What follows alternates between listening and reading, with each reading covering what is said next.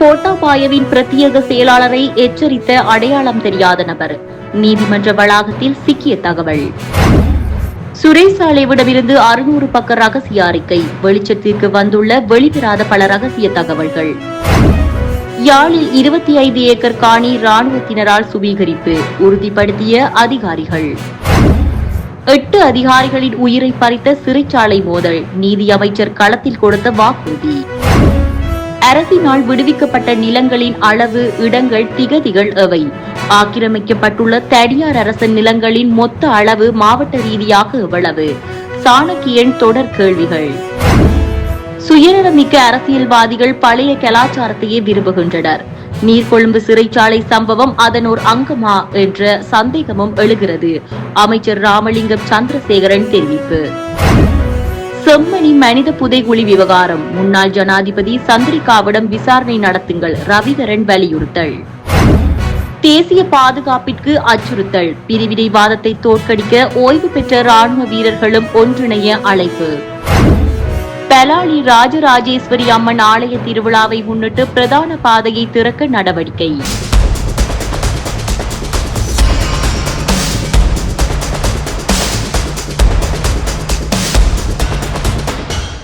கோட்டாபாய ராஜபக்சவின் பிரத்யேக செயலாளர் சுவீஸ்கர பண்டார நீதிமன்றத்திலிருந்து வெளியில் வரும் பொழுது அடையாளம் தெரியாத நபர் ஒருவர் பேச வேண்டாம் என சைகை மொழியில் கூறியுள்ளார். இதன்போது எடுக்கப்பட்ட காணொலி ஒன்று தற்போது சமூக வலைதளங்களில் பகிரப்பட்டு வருகிறது.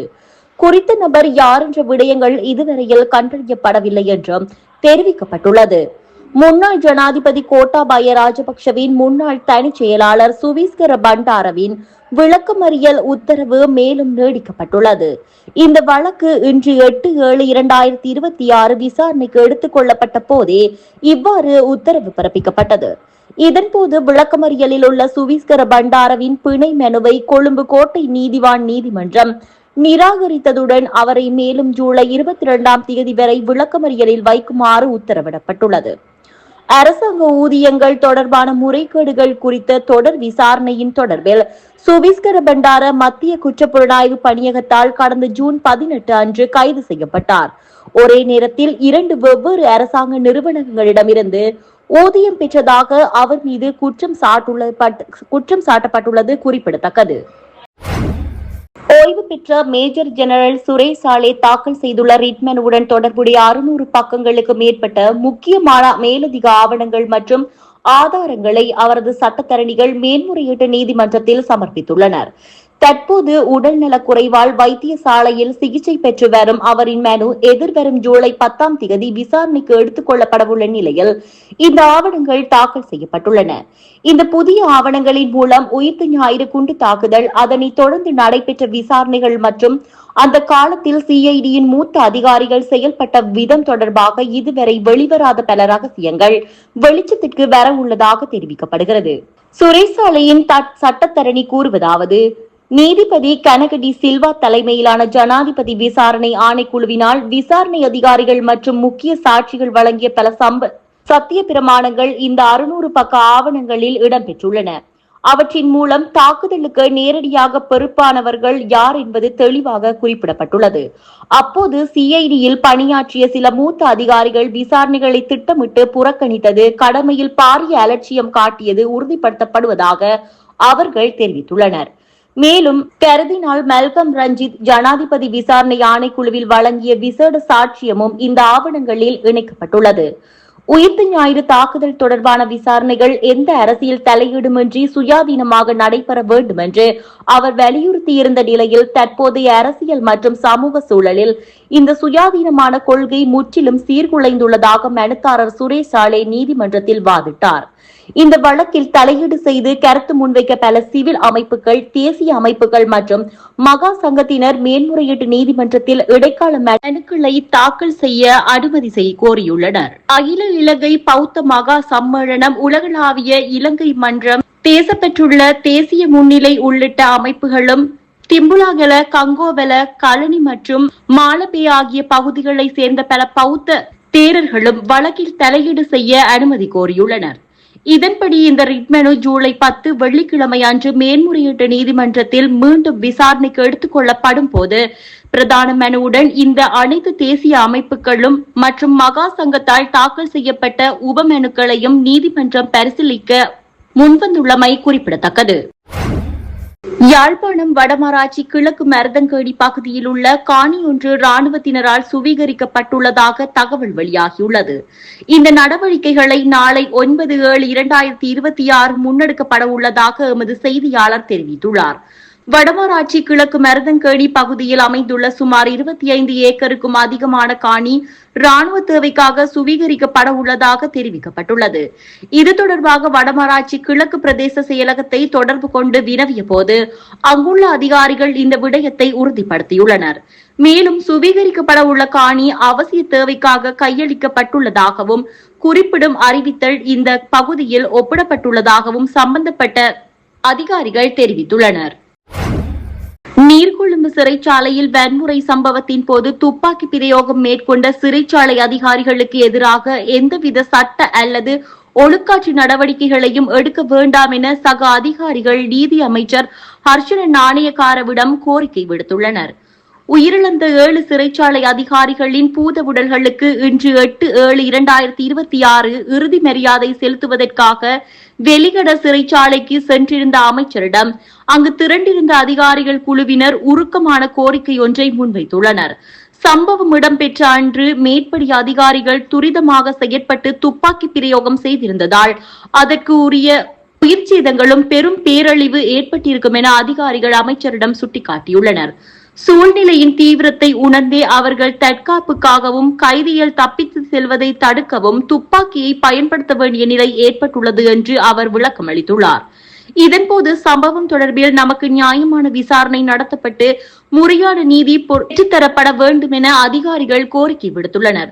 அதிகாரிகளின் உணர்வு பூர்வமான கோரிக்கைகளை கேட்டறிந்த அமைச்சர் ஹர்ஷன நாணயக்கார கொடூர சம்பவம் தொடர்பில் முழுமையான மற்றும் வெளிப்படையான விசாரணை நடத்தும் நடவடிக்கைகள் நடக்கும் என உறுதியளித்துள்ளார்.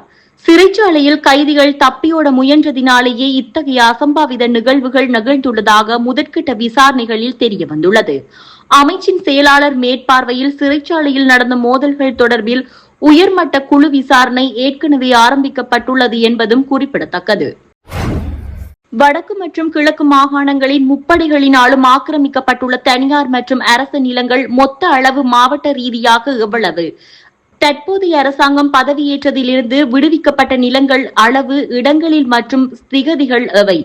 இன்னும் ராணுவ ஆக்கிரமிப்பின் கீழ் உள்ள நிலங்களின் அளவு எவ்வளவு மற்றும் எஞ்சியுள்ள நிலங்களை விடுவிப்பதற்காக அரசாங்கத்தின் கால அவகாசம் என்னவென்று இலங்கை தமிழரசு கட்சியின் மட்டக்களப்பு மாவட்ட பாராளுமன்ற உறுப்பினர் சாணக்கியன் ராசமாணிக்கம் கேள்வி எழுப்பியுள்ளார். பாராளுமன்றத்தில் புதன்கிழமை நடைபெற்ற அமர்வின் போது நிலையியல் கட்டளை 27(2) கீழ் மேற்கண்டவாறு கேள்வி எழுப்பியுள்ளார். මයිලිටි ප්‍රදේශத்திலே මයිලිටි துறை நார்த் J257, மயிலிட்டி துறை south J248, Mayiliddy north J246. இதிலே மொத்தம் 700 குடும்பத்துக்கு சொந்தமான 556 ஏக்கர் காணி விடுவிக்கப்படாமல் இருக்கின்றது. அதே நேரத்திலே கலைமஹல் பாடசாலையினுடைய மைதானமும் விடுவிக்கப்படாமல் இருக்கின்ற இதே பிரதேசத்திலே. அதே போலதான் J252 பலாலி தெற்கு, J253 பலாலி கிழக்கு, J254 பலாலி வடக்கு, J255 பலாலி மேற்கு, J256 பலாலி நார்த் வெஸ்ட். இதிலே கௌரவ சபாநாயகர் அவர்களே, இதிலே இது ஒரு வட்டாரம். இதிலே 300 குடும்பத்துக்கு அதிகமாக இருக்கிறார்கள். தேசிய மக்கள் சக்திக்கு தான் கடந்த உள்ளூராட்சி மன்ற தேர்தலில் அவர்கள் வாக்களித்தார்கள். இந்த காணி விடுவிப்பு சம்பந்தமாக இதுவரைக்கும் அந்த காணிகள் விடுவிக்கப்படவில்லை. மொத்தமாக இதிலே 556 ஏக்கர். அது So Honorable Speaker, so I want to know the extent of land that remains completely unreleased. I have the lands. I have the extent. I want the minister to respond. Number C, what actions has been taken in Jaffna district regarding the protests in Mailiti, Palali, and to restore access to Mailiti, Khanigai Mada Kovil, Vasavalan, Manampurai Pulyar Kovil, St. Sebastian Church, Mailiti Roman Catholic School and Vasavalan Sri Velupulle Vidyalayam. Honorable Speaker, these schools that I mentioned, the schools and the temple and the churches, the access has still not been provided. இந்த இடங்களுக்கு மக்களுக்கு போகக்கூடிய சூழல் இப்பொழுது இல்லை.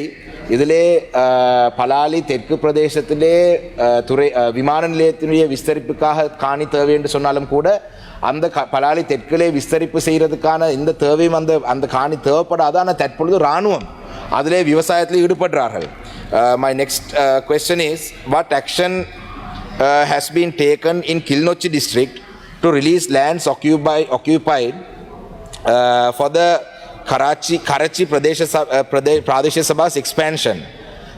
The lands are being held by the Division 551 and also the lands affecting Iranamadu Kanahambigai Amman Temple, Iranamadu Junction and where this land belongs to the Department of Agriculture.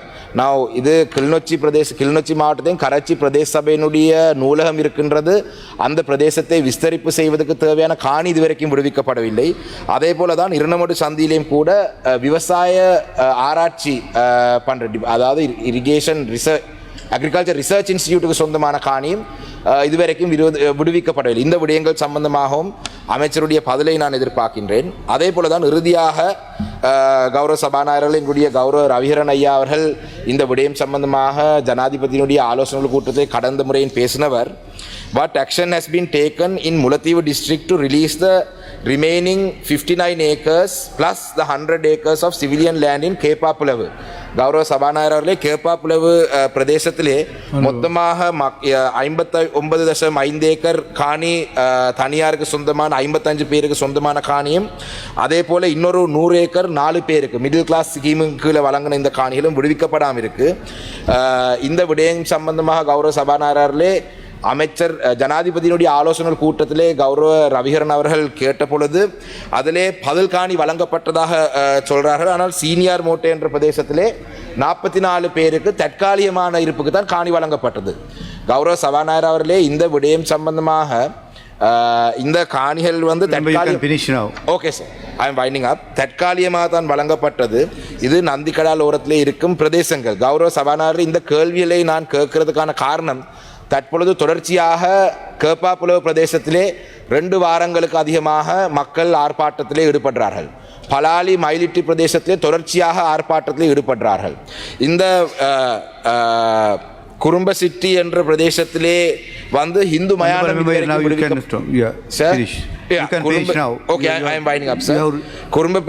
குறும்பசிட்டி என்ற பிரதேசத்திலே இந்து மயானம் விடுவிக்கப்படாமல் இருக்கின்றது. அதே போல தான் J244 J245 வசவலன் பிரதேசத்திலே 170 குடும்பத்துக்கு சொந்தமான 140 acre காணி விடுவிக்கப்படாமல் இருக்கு. கௌரவ சபாநாயகர்களே, இந்த காணி you have spoken what you have written in the document already. Yes, I am trying to explain to the minister. Now, and you have taken another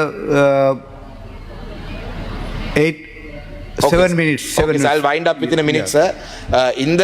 இந்த காணியை, இந்த கேள்வியை நான் இப்பொழுது எழுப்புறதுக்கான மிக முக்கியமான காரணம், வடக்கு கிழக்கிலே தற்பொழுது இதே போலதான் பொத்துவில்லையும் காணி விடுவிக்கப்பட இருக்கு, மட்டக்களப்பிலையும் இருக்கு. வடக்கு கிழக்கிலே தற்பொழுது போராட்டங்கள் தொடர்ச்சியாக ஆரம்பித்திருக்கு. 2 வாரங்கள் 3 வாரங்களாக இருக்கு இந்த போராட்டங்கள் நடைபெற்றுக் கொண்டிருக்கின்றது. தேசிய மக்கள் சக்தியினுடைய பிரதிநிதிகள் இதுக்கு சம்பந்தமாக கவனம் செலுத்துவதில்லை. ஓகே சார், கவனம் செலுத்துவதில்லை. அதன் காரணமாகத்தான் நாங்கள் கேட்கின்றோம், எங்களுடைய மக்களுடைய காணிகளை விடுவிக்கிறதிலே நாங்கள் தான் தொடர்ச்சியாக அக்கறையாக இருக்கிறோம். இதுக்கான பதிலை அமைச்சரிடம் நான் எதிர்பார்க்கின்றேன். செம்மணி மனித புதைகுழி தொடர்பில் உண்மைகளை வெளிப்படுத்தக்கூடாது என முன்னாள் ஜனாதிபதி சந்திரிகா பண்டாரநாயக்க குமாரதுங்க சோமரத்ன ராஜபக்ஷவிடம் கேட்டுக்கொண்டதாக அண்மையில் தகவல்கள் வெளியாகியுள்ள சூழலில் அவரிடம் விசாரணைகளை முன்னெடுக்குமாறு வன்னி மாவட்ட பாராளுமன்ற உறுப்பினர் துரைராசா ரவிகரன் வலியுறுத்தியுள்ளார். பாராளுமன்றத்தில் இன்று புதன்கிழமை உரையாற்றிய போதே பாராளுமன்ற உறுப்பினர் மேற்கண்டவாறு வலியுறுத்தியுள்ளார். இதற்கு முன்னரும் இலங்கையின் சிறைகளில் கலவரங்கள் நடந்திருக்கின்றன. அரசே முன்னின்று, அரசே திட்டமிட்டு முன்னகர்த்தி, அரசே துணை நின்று அரங்கேற்றிய சிறை கலவரங்களில் இருந்து மேற்படி 2026 ஜூலை நீர்கொழும்பு சிறை கலவரம் வேறுபட்டு நிற்கின்றது. 1983ஆம் ஆண்டு வெலிக்கடை சிறைச்சாலையில் 53 தமிழ் அரசியல் கைதிகள் சிங்கள கைதிகளால் வெட்டியும் குத்தியும் படுகொலை செய்யப்பட்டனர். வெவ்வேறான 2 நாட்களில் 35 பேர் 18 பேர் என தமிழ் அரசியல் கைதிகள் வெட்டி கொலை செய்யப்பட்டமை தமிழர் மீது இலங்கை அரசால் மேற்கொள்ளப்பட்ட இன அழிப்பு தாக்குதலாகவே கருதப்படுகின்றது. நீதிமன்றில் மரண தண்டனை விதிக்கப்படும் போது தனது இறுதி ஆசையை குட்டிமணி இவ்வாறு விவரித்தார். எனது மரண தண்டனையை நிறைவேற்ற முன் என் கண்களை எடுத்து பார்வையற்ற ஒருவருக்கு பொருத்துங்கள். நான் பார்க்க முடியாத தமிழீழத்தை என் கண்களாவது பார்க்கட்டும் என்று அவர் குறிப்பிட்டார். சிறைச்சாலை அதிகாரிகளே அறைக்கதவுகளின் திறப்புகளை சிங்கள கைதிகளுக்கு கொடுத்ததாக தப்பி பிழைத்தவர்களின் வாக்குமூலங்கள் சான்றுபடுத்தின. அப்போதைய அரசின் கட்டமைப்புகள் சிறை கலவரங்களையும் சிறைகளில் படுகொலைகளையும் முன்னின்று நடத்தியதற்கு காலவழியில் எண்ணற்ற சான்றுகள் காணப்படுகின்றன.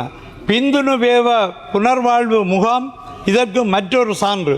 அங்கு தங்க வைக்கப்பட்டிருந்த தமிழ் இளைஞர்கள் 27 பேர் 2000 ஆண்டு 10ஆம் மாதம் 25 அன்று கொல்லப்பட்டனர். 14 இளைஞர்கள் காயமுற்றனர்.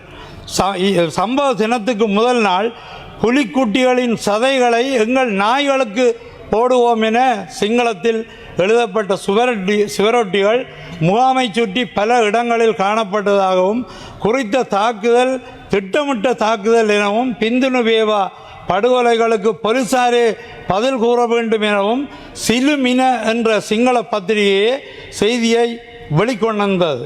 முன்னைய காலங்களில் அரச கட்டமைப்புகளால் தமிழர்கள் மீது நடத்தப்பட்ட இத்தகைய சிறை கலவரங்கள் இன்றும் அதே அரச கட்டமைப்பின் மனித நேயமற்ற வினைத்திறனற்ற காவல் கட்டமைப்பை உலகுக்கு வெளிக்காட்டியுள்ளது. வெலிக்கடையிலும் பிந்துனுவேவாவிலும் களுத்துறையிலும் தமிழர்கள் என்ற நிலையில் கிட்டாத நீதி நீர்கொழும்பிலாவது பாதிக்கப்பட்டவர்களுக்கு கிடைக்கட்டும் என்று நான் கேட்டுக்கொள்கின்றேன். அடுத்ததாக ஒரு முக்கிய விடயம், செம்மணி புதைகுழியை பற்றி ஒரு சிறு. Honorable Thurerasa Raviharan, you have 2 more minutes left. முன்னாள் ஜனாதிபதி சந்திரிகா பண்டாரநாயக்கா குமாரதுங்கவிடம் விசாரணை நடத்தப்பட வேண்டும்.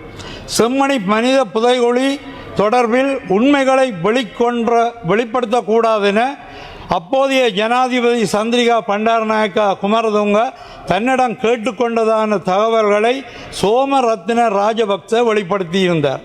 அப்போதைய அரசாங்கத்தில் அமைச்சராக இருந்த ஜெயராஜ் பெர்னாண்டோ புள்ளேவினால் சிறைச்சாலை அதிகாரி ஒருவர் மூலம் கடிதம் ஒன்று தமக்கு அனுப்பி வைத்ததாகவும் அந்த கடிதத்தை முன்னாள் ஜனாதிபதி சந்திரிகா பண்டாரநாயக்கா குமாரதுங்கவே அனுப்பி வைத்ததாகவும் அவர் தெரிவித்திருந்தார்.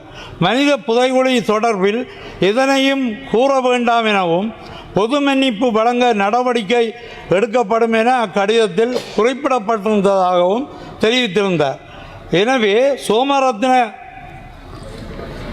ராஜபக்ச வெளிப்படுத்திய தகவல்களின் அடிப்படையில் முன்னாள் ஜனாதிபதி சந்திரிகா பண்டாரநாயக்கா குமாரதுங்கவிடமும் விசாரணைகள் மேற்கொள்ளப்பட வேண்டும் என்றுதான் அங்கு செம்மணியோடு சார்ந்த மக்கள் எல்லோரும் வேண்டுகோள் விடுக்கின்றனர். செம்மணி மனித புதைகுழியுடன் தொடர்புடைய அனைத்து குற்றவாளிகளும் கைது செய்யப்பட வேண்டும். அவர்களுக்கு எதிராக மிக கடுமையான நடவடிக்கைகள் மேற்கொள்ளப்பட வேண்டும் என இவ்வுயரிய சபையினை கேட்டுக்கொள்கின்றேன். அத்தோடு பேரவையை தலைமை தாங்கும் பிரதி சபாநாயகர் அவர்களே, கொடுப்பனவு மற்றும் தீர்ப்பனவு முறைமைகள் சட்டத்தின் கீழ் ஒழுங்கு விதிகள், சுங்க கட்டளை சட்டத்தின் கீழ் இறக்குமதி தீர்வை தொடர்பான தீர்மானம், மோட்டார் வாகன சட்டத்தின் கீழ் ஒழுங்கு விதிகள். Please 1 minute sir. இலங்கை ஏற்றுமதி அபிவிருத்தி சட்டத்தின் கீழ் இரு கட்டளைகள் என்பவற்றை அங்கீகரிக்கும் இன்றைய விவாத பொழுதிலே சமத்துவ அனுபவங்களுக்கு சவாலாகும் சில விடயங்களை இங்கும் முன்வைக்க விரும்புகின்றேன். வங்கி சேவைகளும் பணம் மற்றும் மதிப்பு மாற்றம் சேவைகளும் இன்னமும் கிடைத்திராத பிரதேசங்கள் பல வன்னி பிராந்தியத்தில் உண்டு.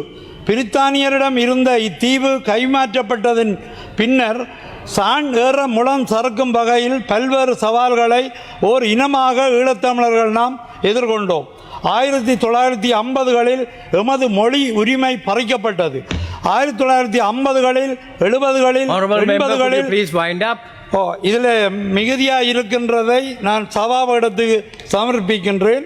இனக்கலவரங்களை கட்டவிழ்த்து விடப்பட்டன. இத்தீவு முழுவதும் பரந்து விரிந்து கல்வியிலும் பொருளாதாரத்திலும் வளர்ச்சி பெற்ற எங்களின் சொத்துகள் எரித்து நாசமாக்கப்பட்டன. வடகிழக்கில் நன்றி நன்றி நன்றி. நாட்டின் தேசிய பாதுகாப்பிற்கும் ஒற்றையாட்சிக்கும் அச்சுறுத்தலாக அமையும் வகையில் மீண்டும் தலை தூக்க முனையும் பிரிவினைவாத கருத்தியல்களையும் அதற்கு தூண்டுதல் அளிக்கும் சக்திகளையும் தோற்கடிப்பதற்கு இனம், மதம், கட்சி பேதங்கள் கடந்து ஒட்டுமொத்த ஓய்வு பெற்ற ராணுவ வீரர்களும் மீண்டும் ஒன்றிணைய வேண்டும் என ராணுவ வீரர்களின் பெருஞ்சுவர் அமைப்பின் அழைப்பாளர் அந்துல அத்துகோரல அழைப்பு விடுத்துள்ளார். ராணுவ வீரர்களின் பெருஞ்சுவர் அமைப்பின் காரியாலயத்தில் இன்று நடைபெற்ற ஊடகவியலாளர் சந்திப்பில் கலந்து கொண்டு கருத்து தெரிவிக்கும் போதே அவர் மேற்கண்டவாறு குறிப்பிட்டுள்ளார்.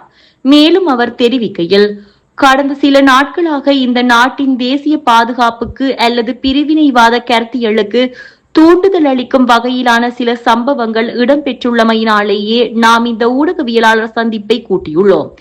இது தொடர்பாக ஓய்வு பெற்ற மற்றும் சேவையை நிறைவு செய்த ராணுவ வீரர்களின் சங்கம் என்ற ரீதியில் எமது நிலைப்பாட்டை வெளியிடுவதே இதன் நோக்கமாகும்.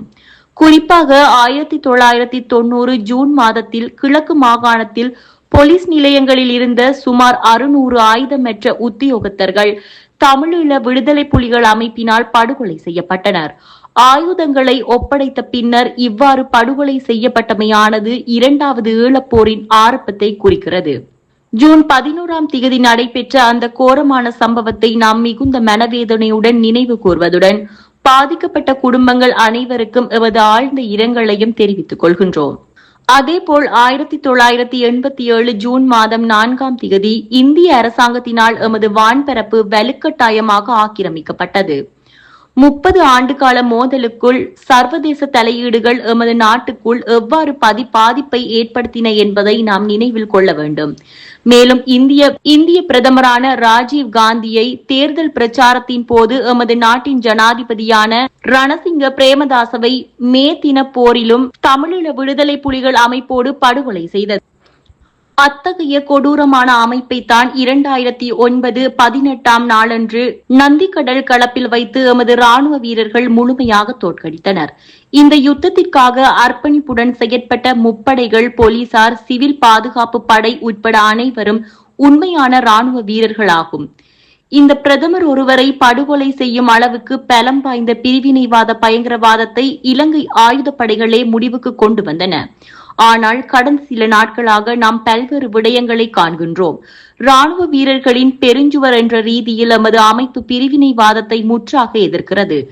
அன்று போர்க்களத்தில் தோற்கடிக்கப்பட்ட இரண்டாக பிரியவிருந்த நாட்டை எமது அரசியல் அமைப்பு பாதுகாக்க முப்படைகளினாலும் அரசியல் அதிகாரத்தில் முடிந்தது. இவ்வாறு பாதுகாக்கப்பட்ட நாடு மற்றும் அரசியல் அமைப்பு என்பவற்றின் காரணமாகவே இன்று தமிழ் பெயர்களால் சமூகத்தினரது பிரிவினைவாத குழுக்களின் பிரதான இலக்காக இந்த ராணுவ வீரர்கள் தொடர்ச்சியாக மாற்றப்பட்டு வருகின்றனர். எமது கண்முன்னே தென்படும் இந்த பிரிவினைவாத ஆபத்தை தோற்கடிக்க ஒன்றிணையுமாறு ஓய்வு பெற்ற அனைத்து ராணுவ வீரர்களுக்கும் நாம் அழைப்பு விடுக்கின்றோம். ராணுவ வீரர்களை பழிவாங்க மீண்டும் தலை தூக்கி பார்க்கும் பிரிவினைவாதத்தை எமது கருத்தியல் ரீதியான முழுமையான சக்தியை பயன்படுத்தி தோற்கடிப்போம் என்பதை ஒரு அமைப்பாக நாம் வலியுறுத்துகின்றோம் என்றார். பலாலி ராஜராஜேஸ்வரி அம்மன் ஆலயத்தின் வருடாந்த மகோற்சவ திருவிழாவை முன்னிட்டு ஆலயத்திற்கு செல்லும் பிரதான பாதையை பொதுமக்களின் பயன்பாட்டிற்காக விடுவிக்க நடவடிக்கை எடுக்குமாறு கடற்தொழில், நீரியல் மற்றும் கடல் வளங்கள் அமைச்சர் ராமலிங்கம் சந்திரசேகரத்திடம் மக்கள் கோரிக்கை விடுத்துள்ளனர். மக்களின் கோரிக்கைகளுக்கு உடனடியாக பதிலளித்த அமைச்சர் தேவையான நடவடிக்கைகளை மேற்கொள்ளுமாறு பணிப்புரை வழங்கினர். இதன்படி பாராளுமன்ற உறுப்பினர் க. இளங்குமரன் யாழ்ப்பாண மாவட்ட பாதுகாப்பு படைகளின் கடைத்தளபதி நேரில் சந்தித்து இவ்விடயம் தொடர்பாக விரிவாக கலந்துரையாடலை மேற்கொண்டார். பாதுகாப்பு காரணங்களால் தற்போது ராணுவத்தினரின் கட்டுப்பாட்டில் உள்ள குறித்த பாதை ஆலயத்தின் வருடாந்த திருவிழாவை முன்னிட்டு பக்தர்களின் வசதிக்காக திறந்து வைப்பது குறித்து இந்த சந்திப்பில் முக்கியமாக ஆராயப்பட்டது. இதன் விளைவாக ஆலய திருவிழா நடைபெறும் காலப்பகுதிகளில் தினமும் காலை 6 மணி முதல் 10 மணி வரை நேர கட்டுப்பாட்டான பொதுமக்கள் பயன்படுத்தும் வகையில் குறித்த பாதையை திறக்க நடவடிக்கை எடுக்கப்பட்டுள்ளது. அத்துடன் 1 மாத காலத்திற்குள் குறித்த பாதையை முழுமையாக பொதுமக்களின் பயன்பாட்டிற்காக திறப்பதற்கும் ராணுவத்தினர் இணக்கம் தெரிவித்துள்ளதாக தெரிவிக்கப்பட்டுள்ளது. மேலும் பெலாலி கிழக்கு பகுதியில் உள்ள மக்களின் காணிகளை விடுவிப்பது தொடர்பிலும் கலந்துரையாடல் இடம்பெற்றதுடன் அதிலும் சாதகமான முன்னேற்றங்கள் எடுக்கப்பட்டுள்ளதாக பாராளுமன்ற உறுப்பினர் க. இளங்குமரன் தெரிவித்துள்ளார். இந்த சந்திப்பில் பெலாலி ராணுவ முகாமின் பொறுப்பதிகாரி, பொதுமக்கள் தொடர்பாடலுக்கான ராணுவ அதிகாரி மற்றும் தேசிய மக்கள் சக்தியின் காங்கேசன் துறை அமைப்பாளர் ஆகியோரும் கலந்து கொண்டு குறித்த விடயம் தொடர்பாக விரிவான கலந்துரையாடலில் ஈடுபட்டனர்.